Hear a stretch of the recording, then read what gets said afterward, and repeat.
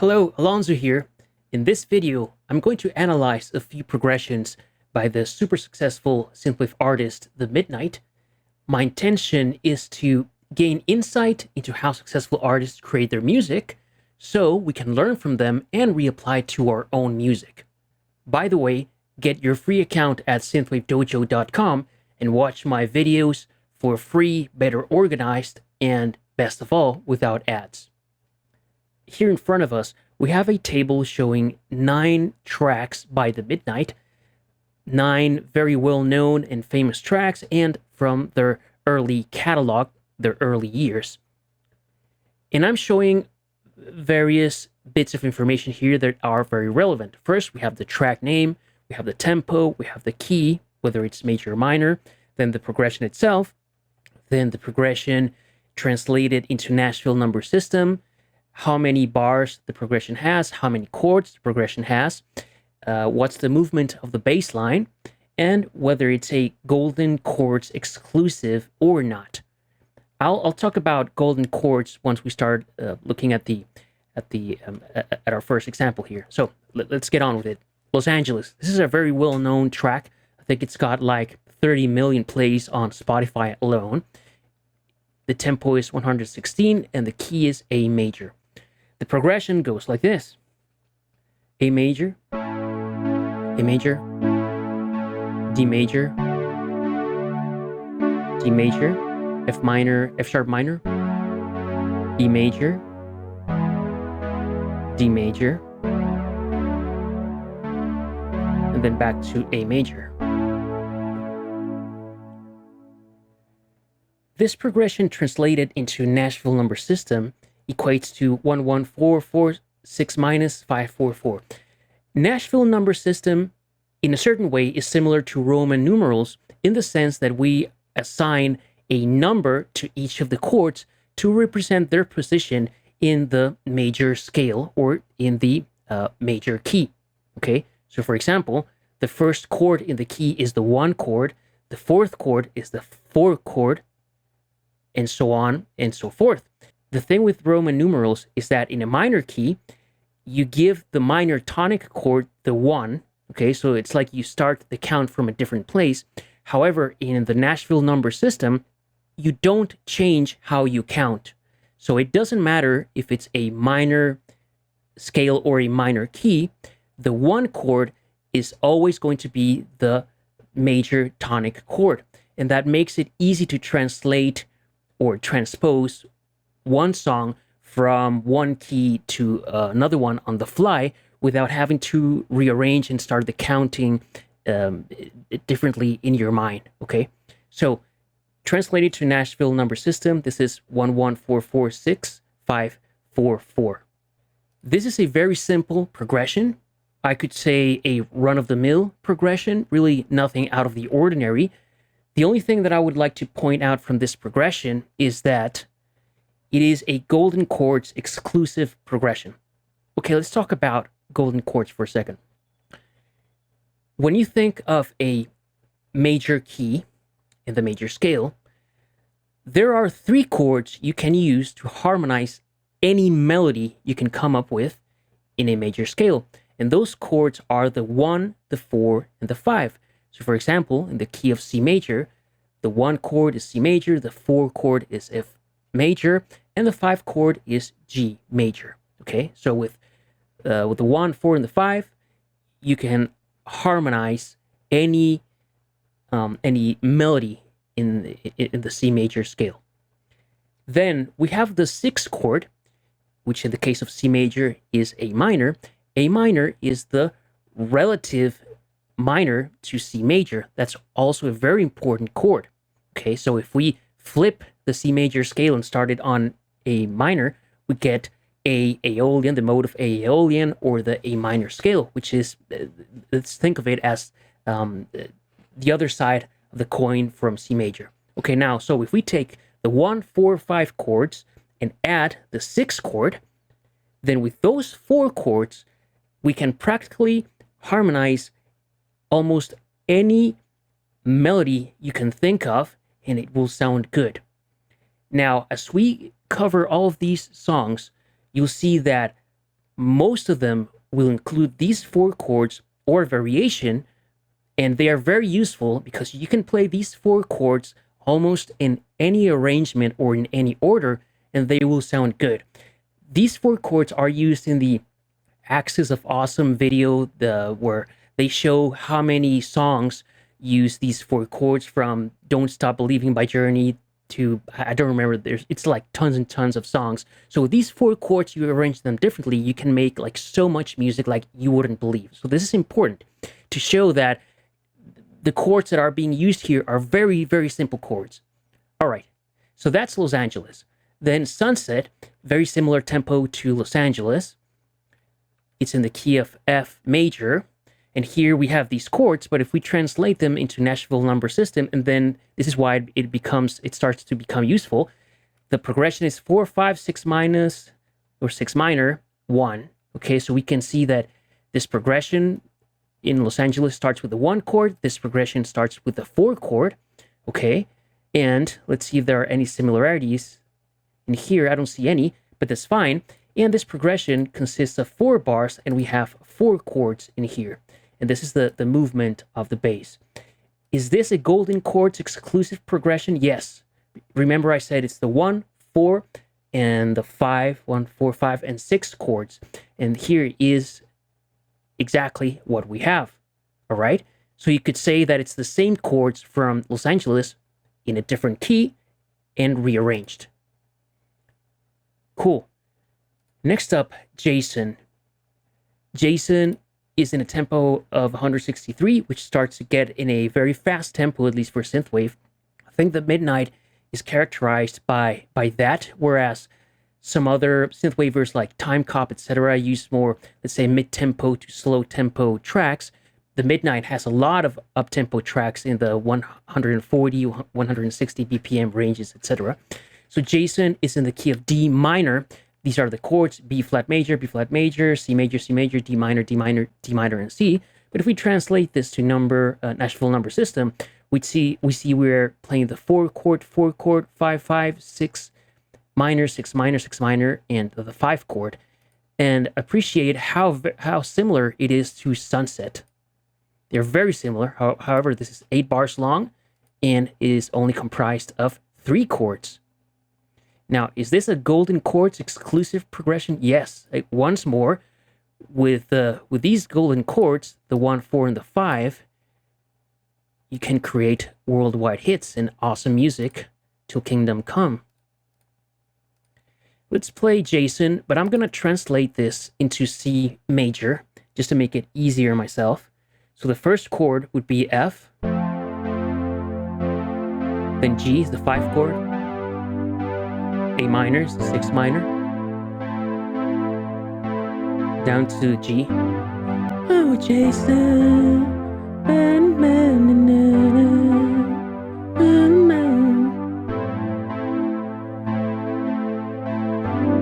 Very simple stuff, right? So it's not like you have to be a genius to come up with a chord progression like this. And practically, I could just give you the formula, is use the golden chords over and over in different arrangements, and you can create all the music that you like. Okay, Days of Thunder, 162 BPM, the key of C, C minor. Here we have the chords, but let's look at the Nashville number system again, which I think is easier to extract some information from the chord progression. We're starting with the 6 minor, then to the 4, and then to the 5. Still a golden chords exclusive progression. It's 4 bars long. We're using only 3 chords. Translated to C major, it's something like this: A minor, F, G major, again, A minor, F major, G major. Sounds very simple, right? In a very high tempo and fast paced. Vampires, 115 BPM, the key of B flat minor. Let's not look at the chords, but let's look at the Nashville number system. We're doing 6, 1, 5, 4, and 4. If you pay attention, you'll notice that very often when the Midnight creates a progression in a minor key, very often they will start with the 6th minor chord. And when they create a progression in a major key, not necessarily do they start with the tonic major chord.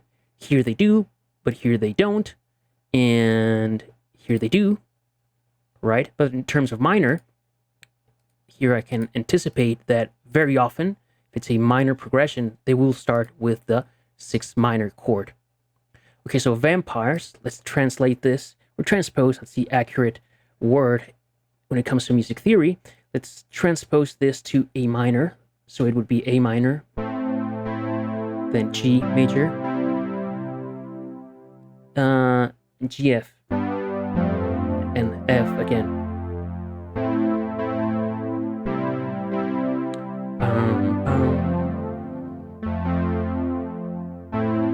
Again.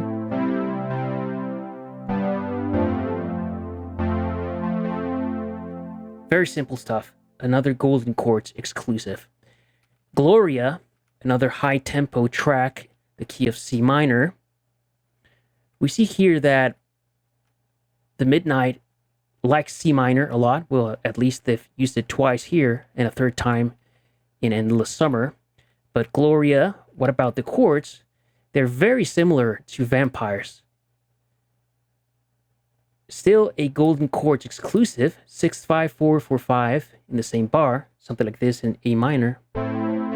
G, F major, F, G, A minor, G, F, F, G, A minor. Again, very simple. The Comeback Kid.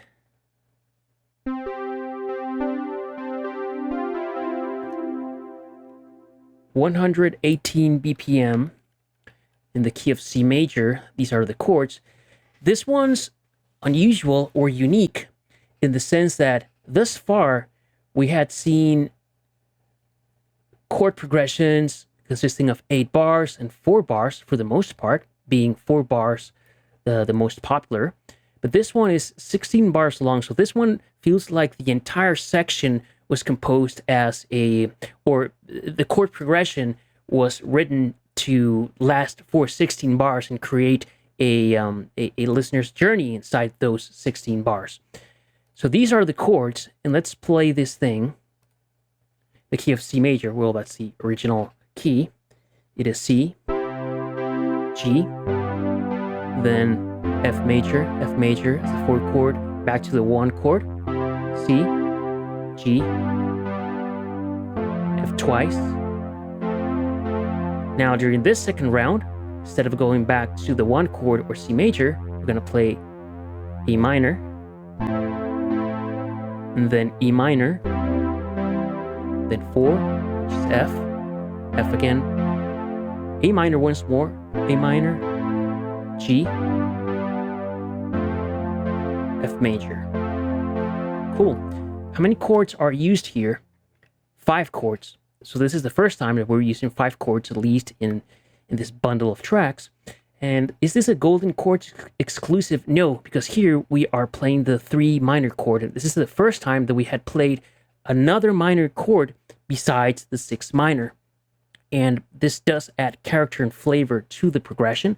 And we will see this same chord used in this final progression. But in any case, this is a very cool progression, and it's very simple stuff. Moving on to Nighthawks, 125 BPM, C sharp minor. These are the chords translated to Nashville number system. We have the 6 minor, 1-5-5, transposed to A minor. This would be A minor, G major, G major, again, A minor, G major, C major, G major. Another 4-bar progression consisting of 3 chords. And is this a Golden Chords exclusive? Yes, it is. And finally, we get to Endless Summer, is in the key of C minor. I forgot to capture the tempo here, so apologies for that. this is the actual chord progression, but let's look at the Nashville numbers. Okay, so we have 4/4, 6 minor, 4/4, 5/3. We've seen something similar here in Jason, but instead of going, or at least this one, instead of going to the 5 chord like Jason does, he's going to the 6 minor, then back to 4, 5, 3. So this is an 8-bar progression consisting of 4 chords, and it's not a golden chords exclusive because we have this 3 minor chord here. This progression transposed to C major looks like this, or sounds like this. F major, again F major, A minor, again A minor, back to F major, once again F major, G major, E minor there at the end, back to F major. Very simple stuff, very powerful. All right, with that out of the way, once we have looked at these chord progressions, let's see what other information we can extract and that we could use to our advantage. So the first thing is that if we looked at the tempo of these tracks, at least these 9 or 10 tracks that I analyzed, we can see that the Midnight tend to favor, I would say, mid-tempo, between 115, 20, 25 or so, too fast, like the 160s, 140s, which is unusual, and I would say part of the trademark signature Midnight sound. Okay, that's in terms of tempo. And just looking at these tracks here, the keys seem to be predominantly minor. Okay, there's a couple of major ones here and there, but all in all, it seems that they prefer minor progressions. All right. In terms of the numbers, the number of bars, number of chords, and the progressions, we will see that 4 bars seems to be their most popular choice.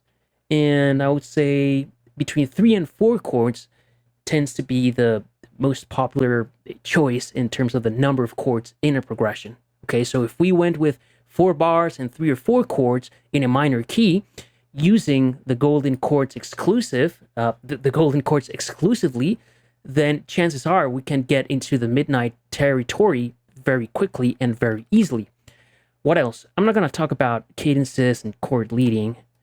Already mentioned about the golden chords being used predominantly in their progressions. And now let's talk about a very important thing. Right at the beginning, I said that we would play these chords in their vanilla default format. So just the normal major and normal minor chords. However, if you listen to the Midnight, their music has more color. It sounds dreamy. How do we achieve that? Okay, there are 3 ways that we can achieve that dreaminess. And there are 3 techniques. Okay, so the first technique is when you're playing these chords. So for example, let's take the Comeback Kid, where we have C major, G major, F major. The first technique is using suspensions, adds, for example, adding a 4th, adding a 2nd, playing the 6th note, or the 7th, or the 9th, to give the chords more color. For example, let me bring my synth here. Instead of playing just regular old vanilla C major, we can play a suspended 2nd. The same for the G.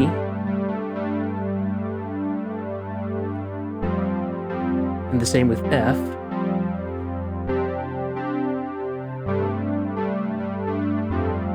And if you don't like that flavor, okay, maybe you like the added 2nd here, but you like the suspended 4th when playing the G, and yeah, the suspended 2nd on F. So something like this.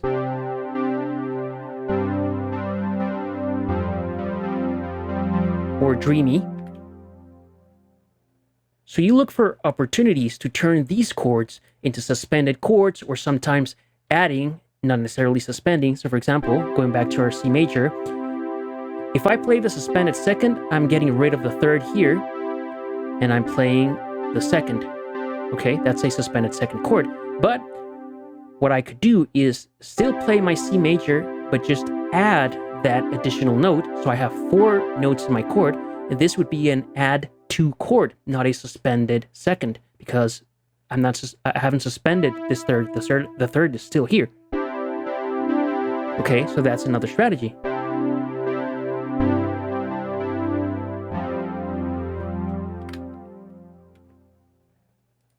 That's the first strategy. The second strategy is using a technique called Triad over root. And in this technique, you play the same triad over a changing bass line. So, bringing up our synth here and going back to the Comeback Kid, we have this C major triad, and I can play this C major triad on top of my changing bass line, and that will turn the chords once you put the bass line, the note in the bass, plus what I'm playing on top of it, the triad over the root. It turns each chord into a more flavorful and colorful version, and different than the vanilla choice. For example, okay, when we play on C, obviously it sounds the same, but when I change to G, then F, sounds dreamy.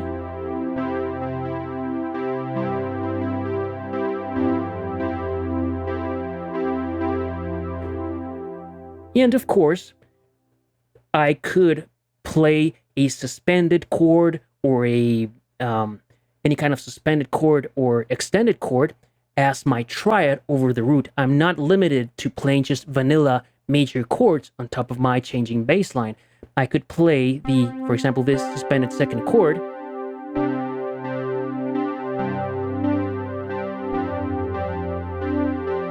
It sounds very dreamy.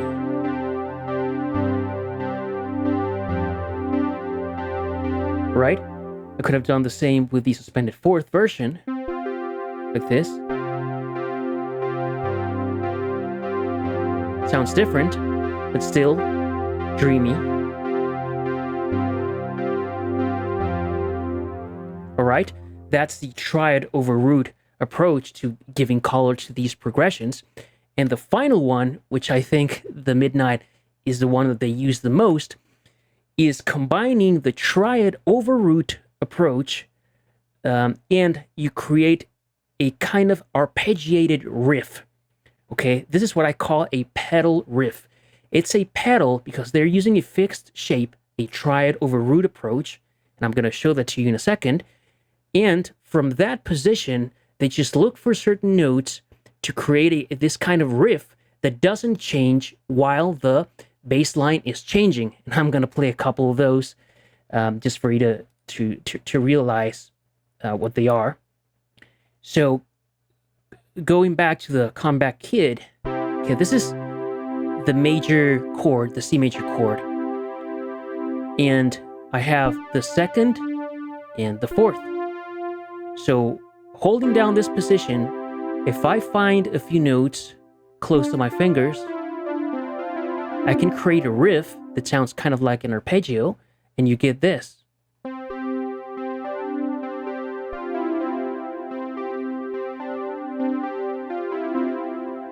Consider that I'm not moving my hand, it's still holding down the same position, and I'm just moving my fingers. Okay, I'm creating this riff, this arpeggiated melodic pattern by just using that position.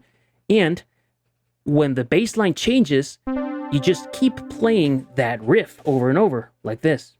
I know I'm gonna screw it up, so I apologize for that.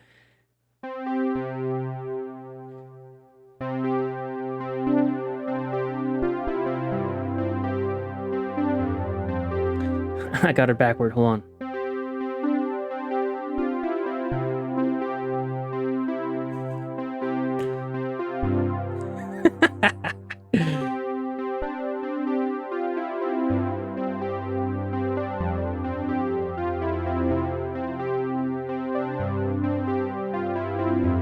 There, you get the gist. Okay, so that's a very great way to create some kind of hook or riff. Now, what if we try something different or similar? The similar idea, just a different pattern. For example, here, to the left of my thumb, I have B. Okay, so what if I did something like...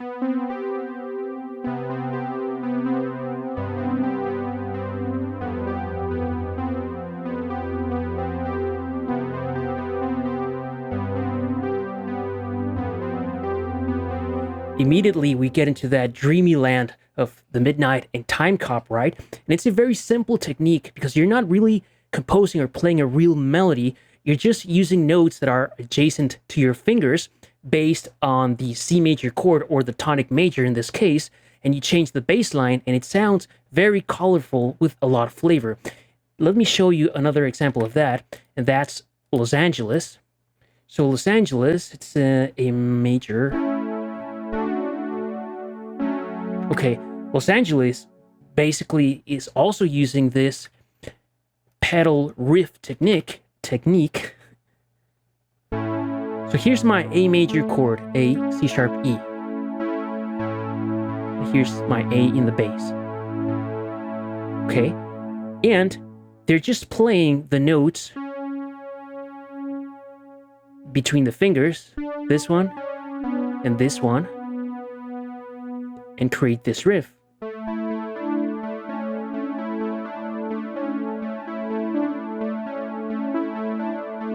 Very easy, right? Very simple.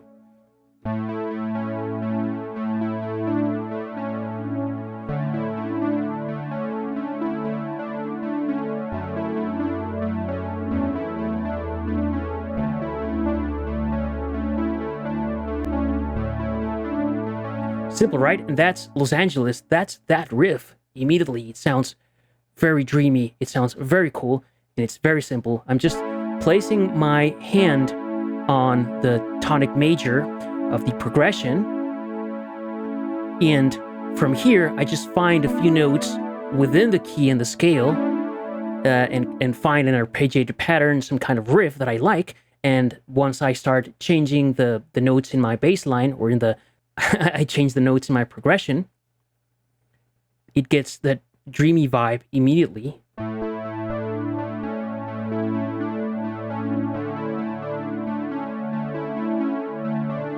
Right.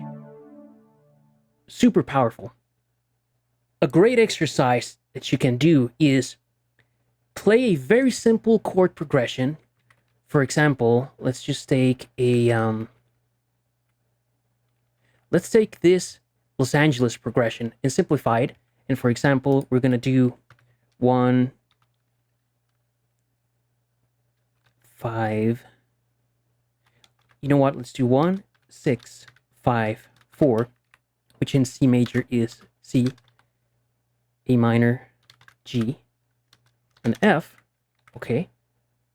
So my bass notes are going to be C, A, G, F. And I'm going to plunk down my hand here on C major, and I'm going to use the Triad over root approach to create some kind of pedal riff. And let's see what we can come up with.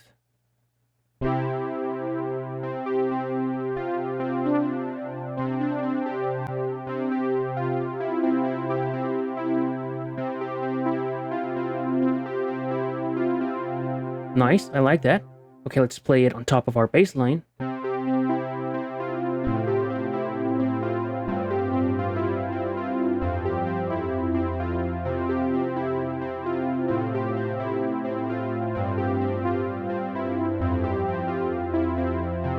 Nice. I forgot there about what I was playing and introduced a little bit of variation, but you can hear immediately that it's very simple to come up with stuff. Let's do something else. Oh, and I know that you're going to recognize this.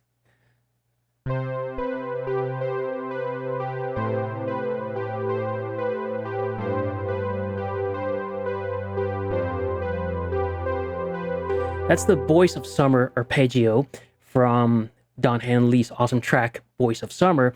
And you can hear this arpeggio played on a lot of the synthwave of the midnight early tracks, especially that Endless Summer EP where you have Los Angeles and Sunset and Jason. You hear this thing played over and over in different keys, transposed, but you hear it over and over. Another thing that you can do or still within the context of triad over root and pedal riffs, is not just starting out with a chord in a root position like this, but you could start, let's say, in an inversion, like second inversion or first inversion. In the case of C major, let's go with the second inversion, which is GCE. And from here,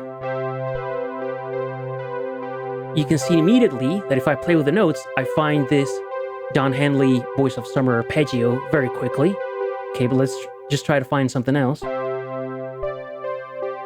What about this one? Let's play it on top of our bass line.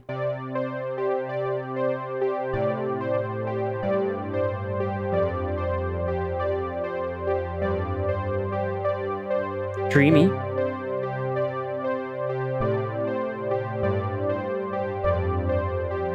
Very easy. Let's try to find another one. So I'm still here. Oh yeah, this one.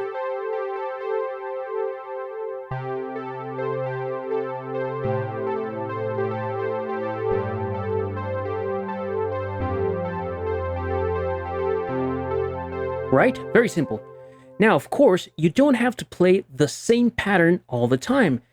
You can introduce a little bit of variation here and there, and you have many options for that.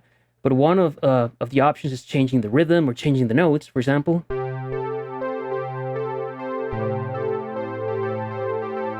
I changed the rhythm there towards the end.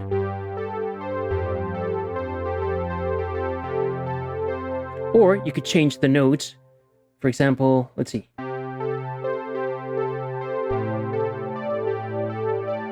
Going back to the first one, second one.